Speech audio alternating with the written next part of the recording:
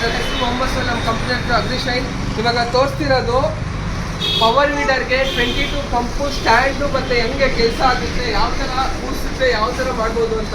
ಈ ಪಂಪ್ ಒಂದು 7 HP ಹಾಕ್ಬೋದು, 9 HP ಹಾಕ್ಬೋದು.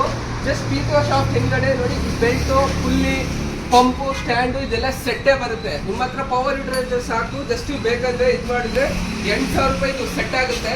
ಪೈಪು ಬೇಕಂದರೆ 10,000 ರೂಪಾಯಿ ಆಗುತ್ತೆ. 2 gun, 50 metre pipe, pump, stand. Just ಏನಿಲ್ಲ, ಆನ್ ಮಾಡಿ ಪೀಕೋ ಶಾಪ್ ಕನೆಕ್ಟ್ ಮಾಡೋದು. ಆನ್ ಮಾಡಿಬಿಟ್ಟು ಜಸ್ಟ್ ನೋಡಿ, ಇದು 9 HP ಗೇರ್ ಪಂಪ್ ಇದ್ದಿದ್ದು. ಇವಾಗ ನೋಡಿ ಸ್ಟಾರ್ಟ್ ಮಾಡಿ ತೋರಿಸ್ತೀನಿ ಹೇಗಾಗುತ್ತೆ ಅಂತ.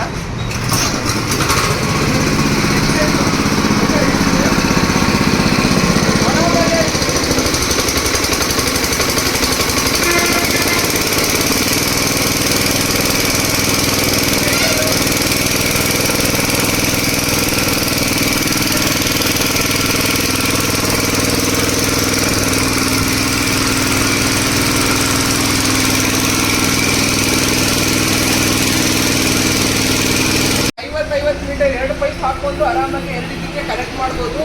ಒಂದೇ ಪೈಪ್ 100 ಮೀಟರ್ ಹಾಕೊಂಡು ಆರಾಮಾಗಿ ಸ್ಪ್ರೇ ಮಾಡ್ಬೋದು.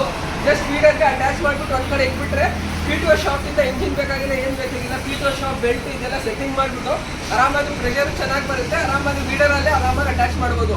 8,000 ರೂಪಾಯಿ ಸೆಟ್ ಆಗುತ್ತೆ. ಇಲ್ಲ ನಿಮಗೆ ಪೈಪ್ ಗನ್ನೆಲ್ಲ ಬೇಕಂದ್ರೆ 10,000 ರೂಪಾಯಿ ಆಗುತ್ತೆ. 50 ಮೀಟರ್ ಪೈಪ್ ಜೊತೆಗೆ 2 ಗನ್ನು ಮಿಷಿನ್ ಜೊತೆ ಬರುತ್ತೆ. Thank you.